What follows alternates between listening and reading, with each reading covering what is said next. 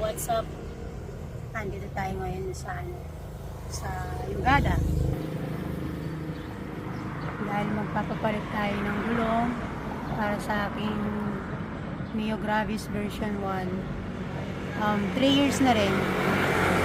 3 years ko siyang nagamit bago ako nagpalit ng gulong. At kung nakikita nyo yan, yung gulong ko, okay pa naman. Kaso marami na siyang bitak-bitak. Tsaka very laki nang napakinabang ko sa kanya kasi 3 years ko na siya nagamit. Yan pa yung stock natin. So yung gulong na ipapalit natin is yung sinubukan ko muna yung Pi Cobra na same stock lang ng size sa gulong ng Gravis. Pati yung sa harapan papalitan natin yan.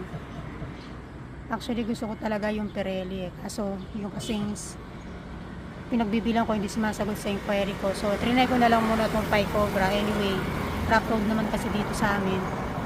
Kaya ayun. Hintayin lang natin silang magbukas.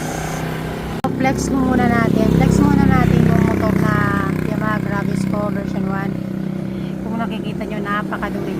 Yan. Pero once na guys malinisan to, kasi naka ceramic coating naman yan eh. So pag nilinis mo siya, pogi ulit yan. Di lang nalilinisan, gawa nung wala kasi ang time. So yan, pati yung seat ko, ang tagal na rin kasi nito, yan, medyo nagbabakbak na. Papalitan din kasi natin yan, papalitan natin ng Indo seat na yung racing seat. Kasi may nakita ako sa naka-racing seat yung Gravis niya, ang gandang tignan. Ayan. Ito yung napakadumi. Ayan siya. Flex lang natin.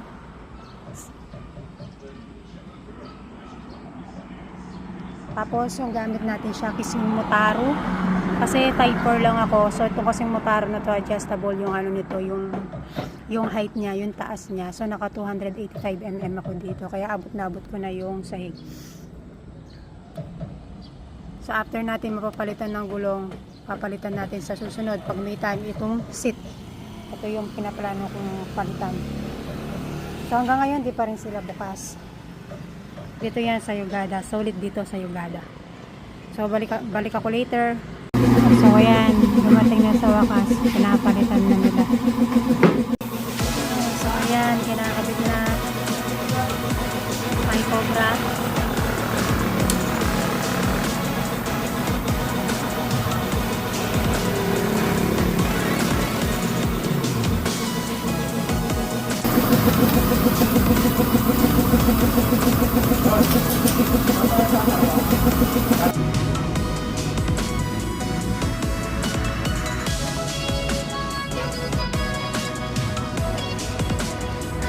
So ito na yung Gravis natin.